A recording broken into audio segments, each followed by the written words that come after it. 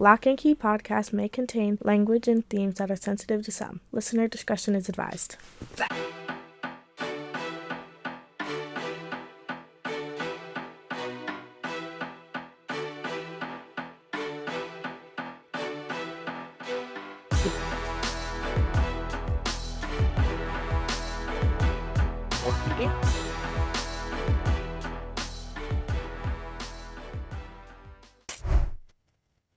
So, God, where do I start? I guess I would start with what makes this all sort of relevant for me. I grew up in Brooklyn, two brothers, one older, one younger. Older brother went into the military, which was a bit of a game changer for him, mostly because it just got him out the hood. He had probably been dead. I remember my brother had crazy courage, much more than I did, but that probably would have got him killed in Bed-Stuy, Brooklyn back in the day, to be honest. Yeah. And so in some ways, the military saved him by getting him out the hood.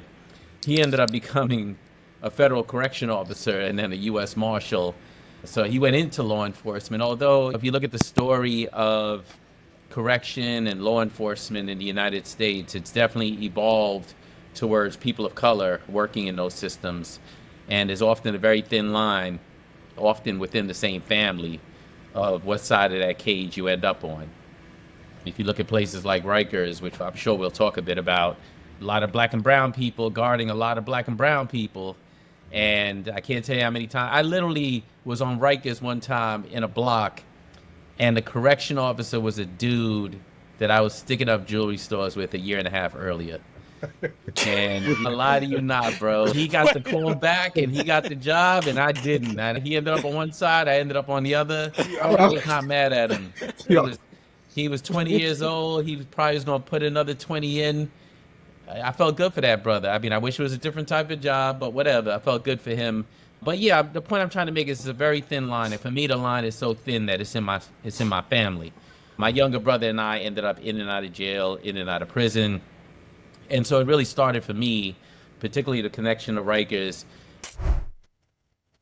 when I got picked up attempted shoplifting in Midtown Manhattan, Macy's department. Everybody thinks about Macy's because they think about that Christmas miracle on 34th Street. It wasn't no miracle for me on 34th Street when I was 16. It was a nightmare. And I got took the central booking into the system, and I'll never forget this judge, man. This judge was like, I'm gonna teach you a lesson. I'm gonna send you to Rikers with $1,500 bail. And you know, at the time when you pour 1,500 might as well be 15 million. It felt like ransom to me. Because when you pour, you get 1,500, you pay the rent. You do whatever you got to do with it. You ain't got no money sitting around. And so I ended up on Rikers, and bro, that's the beginning of the story. You can ask me questions from there, but that really was like the beginning of this journey for me. Yeah, man. And I'm sure making it through Rikers, man, it was because I happened to do a tour of duty in there myself in this gladiator school, but you made it out and got things parallel. So was that that incident in Rikers? I'll let you take it from there, how it progressed. For me, it was interesting because you got two choices on Rikers, predator or prey. And granted, that was decades ago, but not much has changed. You got to make a choice, predator or prey. Those are roles you get to play. And this kid said to me, he's like, yo, give me your jacket in this cell. I was in a cell getting ready to go back to court 3 days later. And he was like, give me your jacket. And that was the moment where you got to make that decision. So I just swung on him and we started knuckling up in the cell. And what I didn't realize was that his boys was going to jump me at the same time. So suddenly I was fighting 6 dudes, children. Like, we were all children. I just want to be clear. At that time, if you were 16, you went to Rikers. So we were all children. And as I emerged from that fight, I was feeling good about the fact that I fought. But I knew there was blood running down my neck. And what happened was, in the middle of that fight, I got stabbed 4 times with a pen that was melted into a shiv.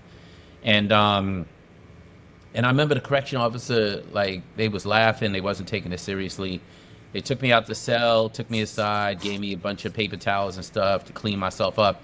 And he was like, if you tell us who did it, you know, we'll handle it, but you won't go to court today.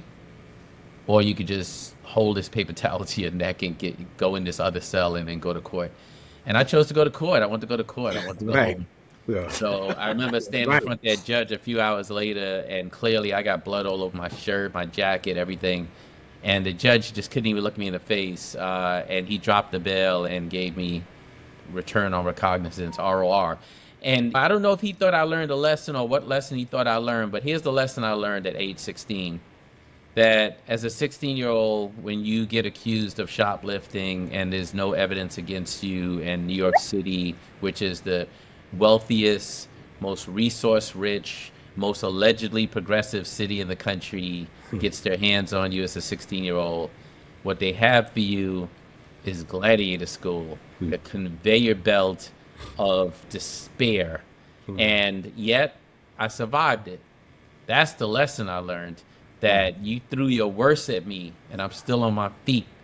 So that just sent me back out to the street feeling like Superman. I was like, I could do whatever I want to do now. New York gave me its worst and I'm still on my feet. As opposed to what could have happened, right? Somebody could have been like, look at this 16-year-old knucklehead. Let's take him, grab him, and expose him to some kind of opportunity that's going to change his life. For my brother, that was the Navy. It is what it is. That's what it was for him. It could have been something for me, but instead it was like gladiator school. Navy, dude. And the COs are even different out there anyway. They don't, when you put them next to somebody like myself, that's all. Just even the women are different. You got to be a different breed of individual just to even work out there. It's like I started out in the South. The South is different. What they call gangs down there, they don't call them gangs up here. So looking at them and trying to explain to them that certain things wasn't a gang, but considered a gang down there.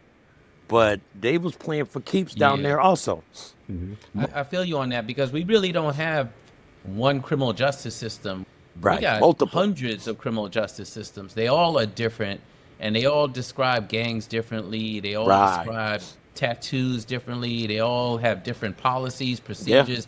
I mean, it's not even just bad for the people that are serving time. It's bad for the correction officers. In some ways, the way you spend the next 20 years of your life has a lot to do with where you serve as a correction officer. Yeah. And so, I mean, look, I've been to prisons in Brazil. I've been to prisons in Germany, Norway, Amsterdam, Copenhagen, like all these places around the world. And I just continue to realize that there is no standard for the profession across, definitely not across the world, but not even across this country, and sometimes not even across the same state.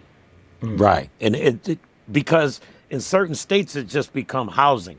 We just going to put them in there and hold them and gain nothing.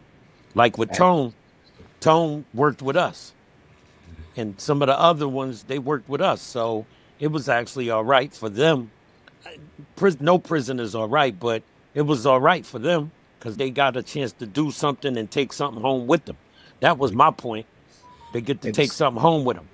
We never want to say prison was good, but at all. And we never want to say that we went to prison and got educated. But there were seeds planted. I think that would be fair to say. I would probably go a little bit further, because one thing I've learned is, like, trying to impress progressive people is not where I live. We could talk all that liberal shit, but let me just be clear. Like, no matter where you are in life, you still got to live, right? You only get a very limited number of years on this planet. So even if you find yourself in hell, you better find a way to live. And so in prison, it was a correction counselor that told me to go to college. Now, granted, the college program was a gift and it was amazing, but not for the reason people think. People think it's because of the credential, the degree I got in the end. Honestly, I'm not sure if I've ever mentioned that degree to just about anyone. What really was the gift was the journey I took going to college. College is about the journey as much as it is about the destination. And here I am in prison with all these men that are supposed to be, you know, we lock up some of America's best and brightest, and we lie about who we lock up in this country. And the truth is, some of the lessons I still use today, I'm in such a different place in life today, but I still find that when I'm in conference rooms, conference calls, Zoom calls, in-depth business meetings, can I tell you, I harken back to the lessons I learned from the guys I went to college with in prison to help me navigate those complicated spaces today. Yeah, you are on some complicated spaces, man. I've seen you in pictures with politicians, real estate investors. I'm looking at Glen standing next to some guys. I'm like, yo, them guys don't look right, man. But Glen knows them, so so it must be cool. I couldn't have wrote this story myself, man. I do find myself in some really interesting. I had lunch with a former governor the other day in some fancy ass restaurant where one of those places where you don't know why they got 5 forks on the table and 4 spoons on the table. You don't know which one to use first and which one to use for what. So Right. life is interesting to go from stark poverty, public assistance, Section 8, all that sort of stuff, to now being in these different spaces. But I got to tell you this, bro. I eat with the people I starve with. It never gets lost on me that it's great to be in these elite spaces, but I always go back to, like, your friends are the ones you meet when you're in the valley, not when you're on the mountain. It's easy for people to pat you on the shoulder when you're on the mountain. That's one of the biggest lessons I learned in life. And that's one thing. When they got off the bus, I always made sure I sat down with everybody. I wasn't above them. Yeah, Know what I but it's mean? so rare to have somebody like you. I mean, look, almost anyone who's ever done time will name 1 or 2 correction officers that Right. was just like that they remember. Because in life, you don't remember programs, you remember people. Because you remember people, right? If you ask people, I always say, but you see a turtle on a pole, he didn't get there by himself. Somebody helped him get there. When you ask people, like, who helped you get to where you are, they will always name somebody. But even people who did time in prison will name a CO Yeah. that did the right thing. I had a CO on my block that was going to college. And we started talking because I was going to college, he was going to college. And I was like, yo, why are you going to college? You got a good job. He's like, you see my fingernails? You see how dirty they are? He was like, if I didn't have this job, I'd be farming. He was like, that's all there is up here where I am is farming. So I'm glad to have this job. But now I want to see what else I can have so I don't even have to think about this job because this is not the standard for me. This is not where I want to be. He was like, I don't want to know I had a whole career that was built on the suffering of others. And he was like, I just want to find my way out. Anyway, the point is this. 30 years, that was 30 years ago. I still remember that story. I still remember all Right. the conversations I had with him and everything else. And at the same time, I knew who not to talk to. I knew Yeah. those Right. correction officers I ain't want to have nothing to do with. They Right. scared me more than dudes I left on the block. Yeah. Yeah. You're right. Yeah. You're right. And one thing about it, when certain people learned who I was, and I had a brother that was the opposite of me. Uncles, cousins. I could have been, I was one step away of being on that side of the table or that side of the fence. One step away, Yep. one phone call away from there. But something called Yeah. me. I'm an ex-Navy dude. Something called me, jumped up, called a Navy guy. He came to get me. I never looked back 9.5 years later. So I was one move away from the other side of the fence. Glenn, your travel, man, through the system, and then when you got out, because I know what happened on Rikers was pivotal, and I think Yeah. you spoke about that, and you said it set up the work that you're doing now. So it never got lost on me that getting stabbed at Rikers, I live in a city with 9 million people. Somebody's going to go to jail, but nobody should go to that jail. Rikers Island was purchased from a guy named Richard Riker, who used to be the head of our courts in New York in the daytime. At nighttime, he was the head of the Kidnap Club, which was a club that would go out and capture young black men and send them back to the slaveholding South. So that's who Richard Riker was. That's the Whoa, history, wow. the insidious history of this piece of land. And then when I think of the experience I had there, and I think of the fact that almost nothing has changed over the decades, I just think of how many black, brown, and poor people have been churned through that grist mill. And so when I finally got to, years later, and I'm going to fill in the years and in fact, let me do that now. So I Yeah. come out of prison, I got this college degree, and most people go to prison, they don't come out thinking I'm going to commit a crime. They come out thinking, I got to get my life together. And I come out with a college degree and I go looking for a job. I go to like 30 different employers. Nobody won't hire me because of the felony. The college degree wasn't really helping, to be quite honest. And then I finally get a job at a nonprofit public interest law firm. I didn't know what that meant years ago. It's easy for me to say it now, but I didn't know what it meant. I just knew it was a job. And I owed $83,000 in fines, fees, restitution, and child support. And I was making $16,000 a year 30 years ago. If you change that for today's dollars, it's still $34,000 a year. And in New York, that's nothing. But it was a law firm, and I saw a chance for me to like move up. And sure enough, that's what happened. I had 6 jobs while I was there for 6.5 years. But probably more importantly, I learned how to do policy advocacy work from these attorneys that were just the best at it. I took the things from them that I saw value in, and I left the things that I didn't. And when I say I left the things that I didn't, because these people had never served time, I did find that some of their advocacy work just didn't match my reality. Like they were advocating for first-time nonviolent drug offenders when I was like, I don't know, man. The guy who taught me how to use a computer killed somebody. Right?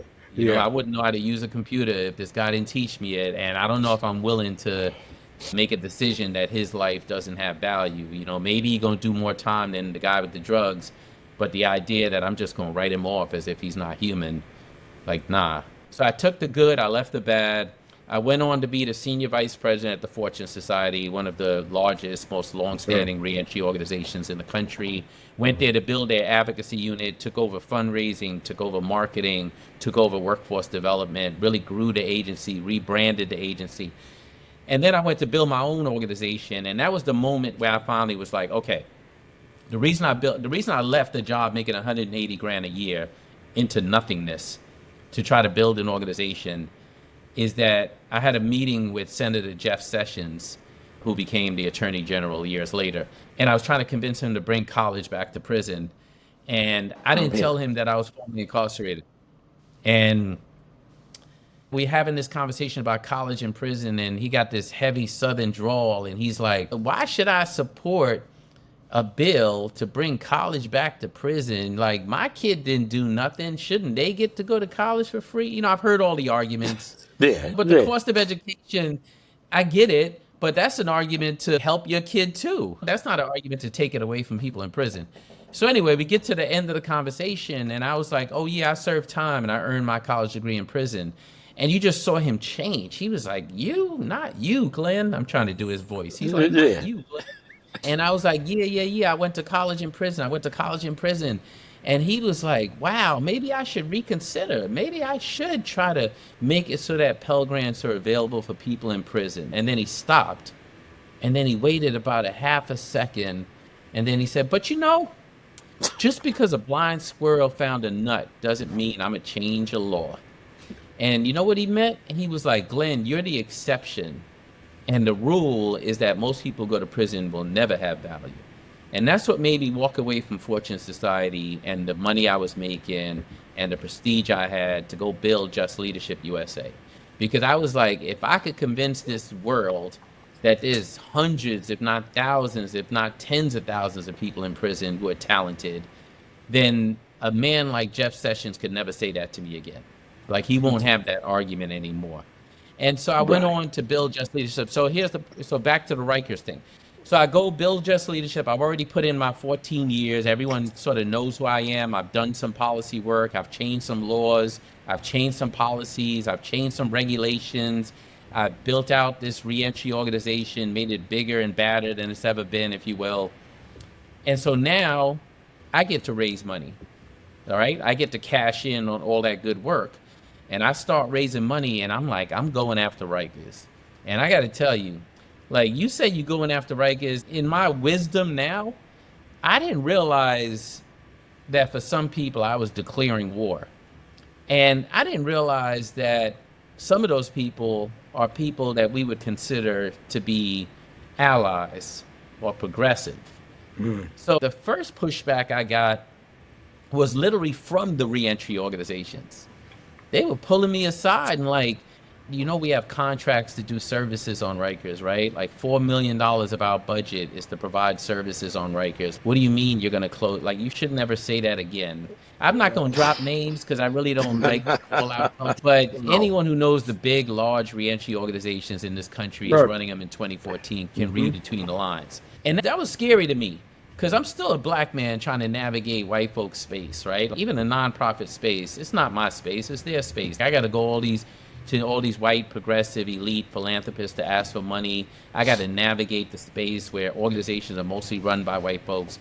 And so it became shocking to me, again, maybe naively so, that the people I thought would stand with me on the idea that maybe we need jails, but we don't need a jail that big, and we don't need a jail that makes people suffer the way that one does. But what I did know was that this was probably going to be my only time in life to raise the kind of money I needed to raise to see if we could get New York City to a yes. And man, I was like, Glenn, what would make this campaign different than any of them in the past? I wouldn't be the first person to say, let's close down Rikers. But I tell you what, everyone who's ever built a campaign before, one, they didn't have $5 million. So I had $5 million. Money always helps. Mm-hmm. But two, I built the campaign around people who had been at Rikers and suffered at the hands of Rikers. And that was a game changer. For New York, that was a game changer. Like hearing from the voices of people who had done time and their family members, that opened people's hearts and minds to the idea that we should do something different. And I'll tell you one thing about proposing something so significant and saying it into the world and risking your reputation and your job and your career and your personal life, is that if you could hold on to an idea long enough, even when people are attacking you and scaring you and trying to convince you it's not going to happen, if you hold on to it long enough, other people will come along and start saying, what if? That's all you really need. All you really need to do is plant the seed and water it long enough to get other people to start saying, what if we didn't have a Rikers in New York? What if we did have less prison beds in New York, jail beds? What if we did create a different environment for even correction officers to work in? People started asking all those questions. And the funny thing is, when you say you're going to do something bold like this, everyone wants you to answer all the questions in the beginning.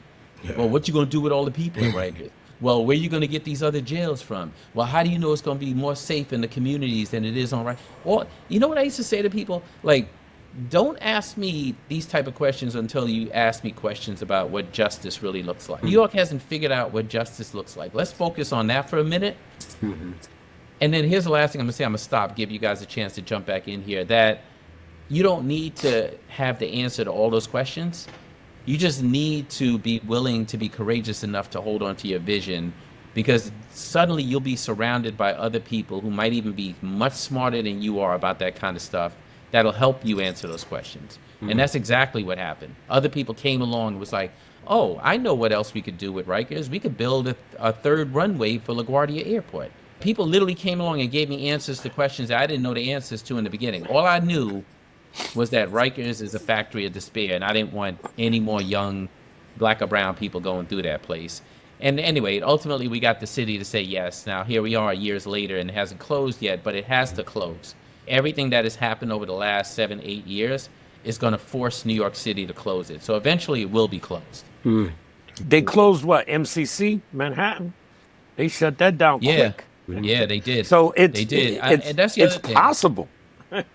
They just have to want to do it. Rikers has actually inspired other cities and states and the feds to close places down, believe it or not. The campaign that was the beauty of the campaign. If you do something in the deep end of the pool, then other people that are in shallower ends are going to be like, well, goddamn, if you could get the mayor of New York City. I mean, we literally had the mayor of New York City on his knees.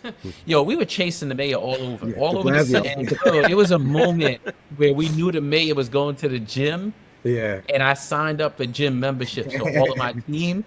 And so we all in there working out, got the mayor thinking we just working out. Yeah. And at the moment where we orchestrated it, we just walked over to him and handed him our proposal for closing Rikers. Yeah. And bro, he was doing yoga.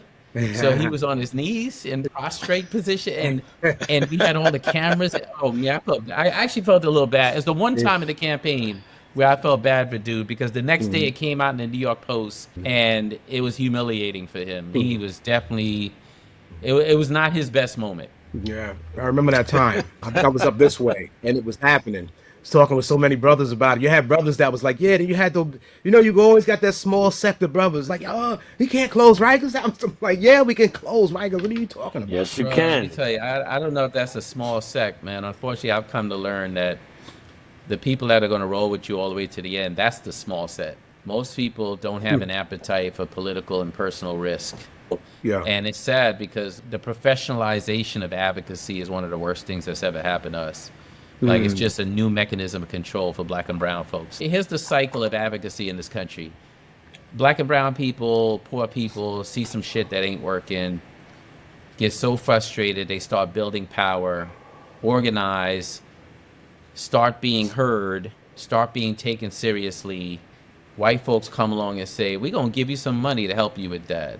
And we don't realize that transaction is where we actually give up our power, because now the people who give us the money are trying to shape the way the work needs to be done.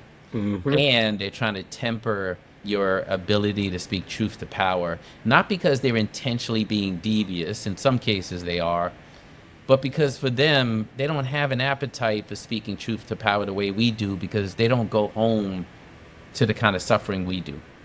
Right? We got to live with it. We can't. I live in Harlem. I could live anywhere on this planet, right? I live in Harlem for a reason, and it doesn't get lost on me. Every time I walk there, I got a scaffold in front of my building. My building has become a place where people who are homeless live, right? Like, there's 4 or 5 people that live under the scaffolding in front of my building, and I got to come back to that every day. I choose to. I recognize that I'm in a different place than I used to be, but at the same time, I can't get away from that. Like, I don't live someplace where I could get away from that. And unfortunately, the irony of advocacy work and how professionalized it's become is that you're going to people to get money from them who don't have to go back to that building with that scaffold with those homeless people out front.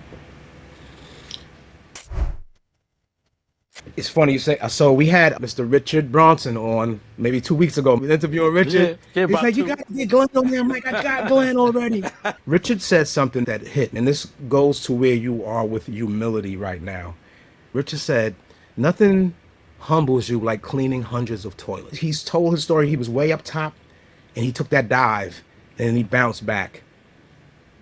From things that you've seen and that you've been, was the advocacy something that helped you temper that? Because you're moving a lot, like you're very measured. How did you wind up making that transition? Because I think a lot of brothers that are running into success needs to hear this. Let's let it not be lost in this conversation that I used to stick up jewelry stores for a living. Yeah, I know it. You got to be measured. You gotta be measured. And the way I was measured, actually, I'll tell you the funny way I was measured is that actually I was the assertive one in the group.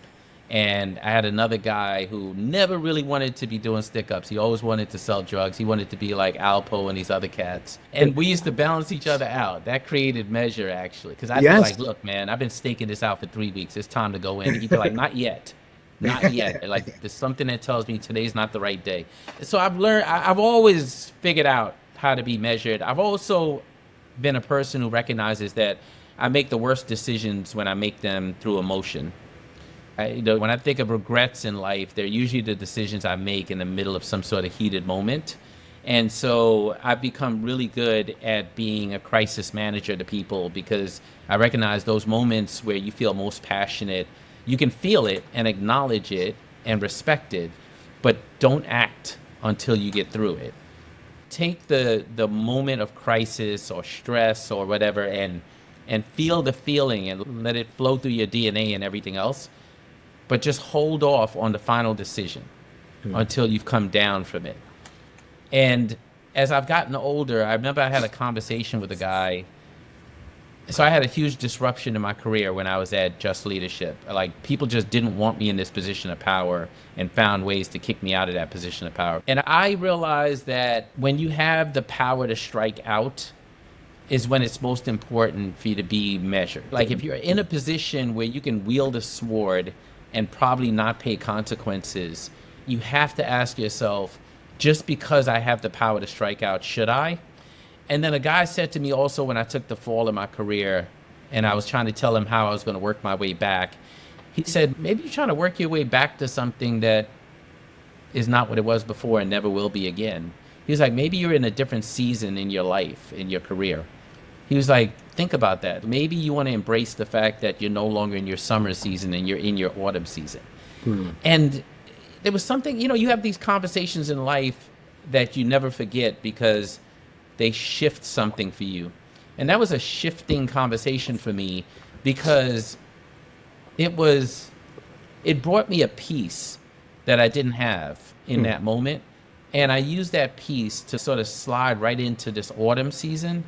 And so now, instead of trying to be the powerful man in the room, I can literally invest in 100 other leaders and execute my vision through them.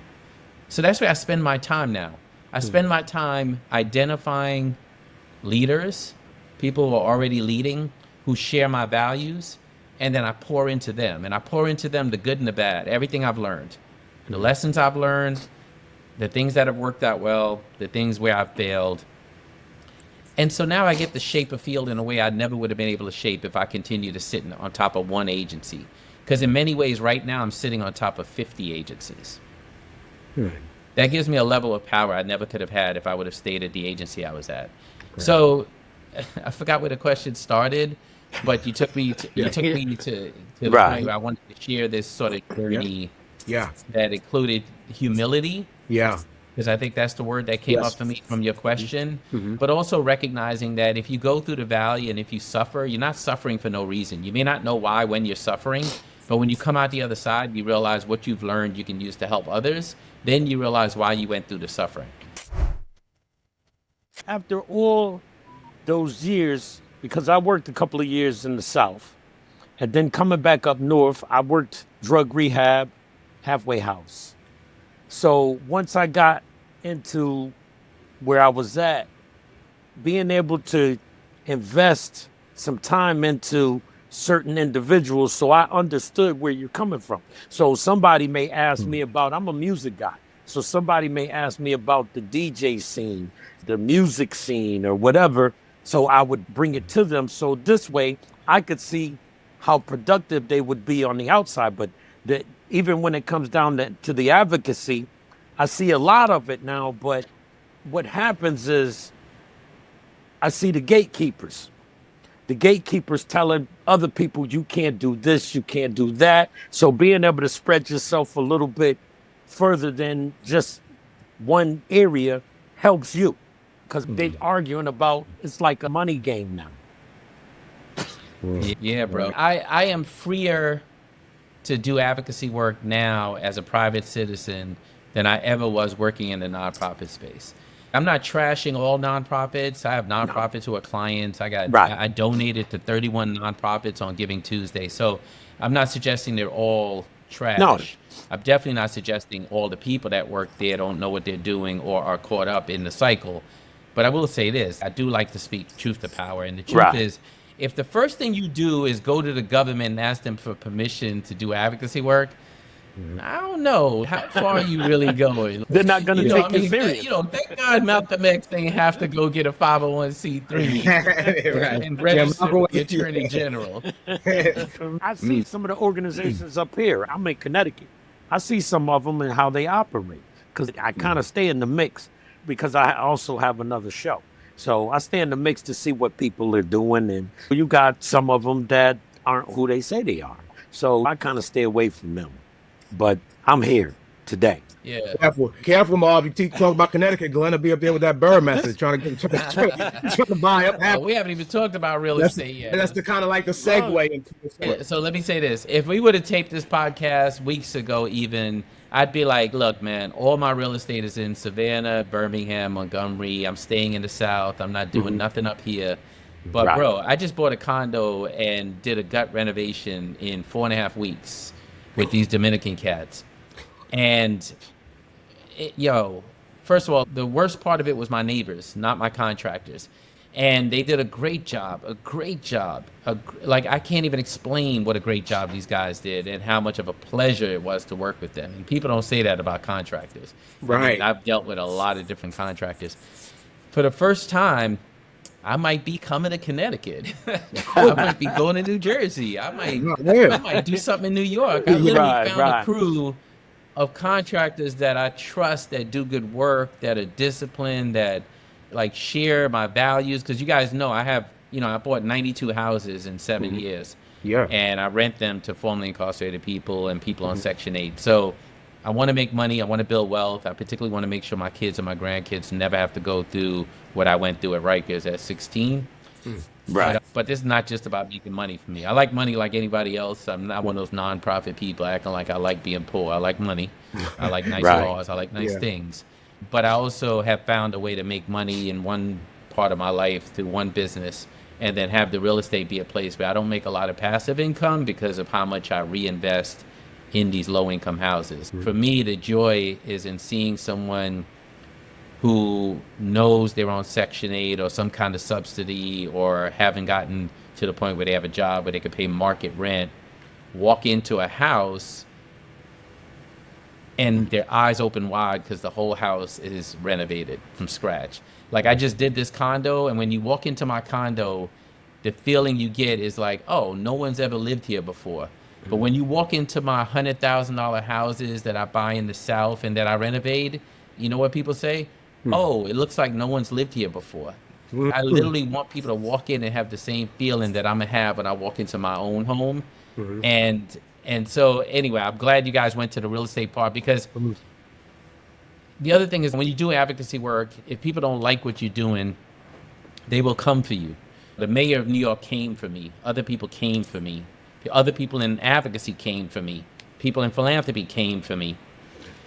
But you know what they came for? All these people that say they hate capitalism, they came for my money. Right. Right. I 'Cause know. that's the first thing they bring up.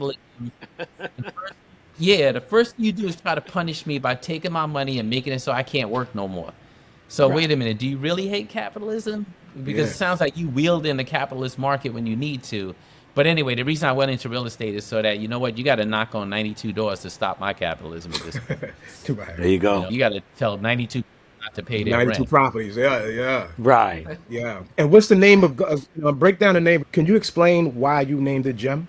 Yeah, thanks for that. So I got Gem Real Estate Savannah, Gem Real Estate Montgomery, Gem Real Estate Birmingham, Gem Real Estate Kansas City, and then Gem Trainers, and then an overarching Gem Real Estate business as an umbrella over the real estate LLCs. I did that because when people wanted to harm me, they wanted to blacklist me. They wanted to keep me away from working. They wanted to keep me away from philanthropy. They wanted to marginalize me. They wanted to put me through an experience that felt very prison-like. But the whole goal was to make it so that my name had no value. And I feel like the best weapon against that was to literally build shit and name it after myself. So I kept naming everything Gem, just to rub it in the haters' faces. Yeah. So everything I build, and you know what? When my story's written, you're not gonna hold a pen. I'm gonna hold a pen. And so people try to hold a pen when they write my story, and I'm just like taking the pen back, and I'm like, no, here's the story. Yeah. And so yes, everything is Gem, not just. I mean, people are like, oh, he got a lot of ego, all that stuff. I got a little bit of ego. Who wouldn't? All leaders have ego. Like, Yeah, we from Brooklyn too, man. yeah, exactly. I grew up in Brooklyn. I live in Harlem. Yeah, I got a little bit of ego. That's okay. But at the same time, you know what? If you go around and you ask people who I've invested in, does he have ego? You know what they're gonna say? He had enough ego to hold me accountable and to teach and to lean in. Right. It takes ego in a leader to be able to hold other leaders accountable to things and to help them grow. Why? Because leaders are sophisticated. They know how to avoid feeling uncomfortable. And so if I'm investing in all these other formerly incarcerated leaders all across the country, whether I'm doing it at Just Leadership or doing it at Gem Trainers or doing it at Gem Real Estate, I got to be able to push them in a way that no one else is pushing them. And that takes a little bit of ego. The liberal scene is crazy, bro. It took for me to step out of it to realize how crazy the ultra-liberal, like New York and California scene really is. Yeah, it takes you to dial back a little bit. Like, hey, I'm not this far this way. I'm kind of right here. Don't like what I see over there, but y'all are getting too weird over here. So let me be, and we'll figure it out. Me and Marv talk about politics all the time. I'm like, I'm an independent, but I kind of look to the right. Fiscally and capitalism, I kind of look to the right. But when it comes to people, I kind of look to the left. Right. And that's just me. That's where I'm at. My pronouns are fuck you, pay me on one side Right, of things. And right. at the same time, I respect what you want to be socially. Like, be who you want to be. You ain't actively causing harm in the world. Like, I'm not going to be going around judging people, bro. Yeah. Be who you want to be. It takes too much energy. It takes too much energy. I remember a guy taught me a long time ago. He was like, good luck trying to get people to behave differently. You'll spend your whole life being exhausted trying to get other people to behave differently as opposed to focusing on yourself. What do you have coming up? Anything going on? The answer to that question is going to be crazy. It's going to piss people off too. Because I'm like, yo, I'll never do nonprofit again. Ever. And guess what? I just registered a nonprofit. And I'm going to tell you why, though. Me and some of my people in the business community, so I don't have to raise no money. Good. They don't like me. They don't like me. The foundations don't like me. I ain't got to raise no money. But me and some of my friends in business have decided we're going to get together, put together a pot of money and find formerly incarcerated entrepreneurs and invest in them and just cut them checks. Cut them checks, connect them to other entrepreneurs. That's it. You ain't got to tap dance. You ain't got to do nothing. You ain't got to tap dance. No You Shark gotta Tank. go out No Shark Tank. and try to build some shit. Okay. No Shark Tank. No None of Shark that. Tank. Yeah. Not doing none of that. So that's one thing I'm doing next year. Right. Yeah. The second thing I'm doing is I told you guys I just bought an apartment and fully renovated it. There's an extra room in that apartment, and that room is going to be the home of my Saturday morning rants. So I'm going back to doing these Saturday morning rants. I miss those. I'm about to blow it up, bro. I'm about Yeah. to blow it up. Right. So I'm going to do that. And then the third thing that I'm doing, so these wealthy guys from London learned about what I'm doing with this housing, like building housing for formerly incarcerated people. And, you know, I just buy one house at a time, two houses at a time, three, and then I refinance and buy three more. And that's how I've been able to build over the last 7.5 years. So these rich dudes were like, you know, what would it look like for you to scale? Like, what's in the way of you scaling? And, you know, the answer most of the time in business is capital. Yeah. And so I was like, capital. And so we're talking about how to do crowdfunding to raise money to do more of this kind of housing. So not only will I be able to identify the money to do more housing more quickly for formerly incarcerated people and their families, but anyone can invest. So I teach people how to do real estate using the Bird method. And the hardest part of those conversations is like, where you going to find your first 50 grand, your first 80 grand, whatever. That's hard. Now I could be like, yo, just put $1,000 into this crowdfunding and you're in. Like, you can get paid. I'm doing the work. My mans are doing the work with me, but you get to get in at this the ceiling has been lowered considerably, allowing more people to get into real estate investment. So I'm excited about all of that. Wow, I don't know, at this time in my life, maybe I'm supposed to be winding down, but Nah. I don't know. Autumn is still not winter, so I'm That's chilling. right. Keep flowing, man. Listen, Glenn, we glad you came back on, bro. Like I told you, man, yo, listen, Respect. we know how your time is, homie. Right. Respect. And we'll be in touch for sure, man. All right, fellas. I got to go shake up this board meeting. All right, my brother. All right, peace.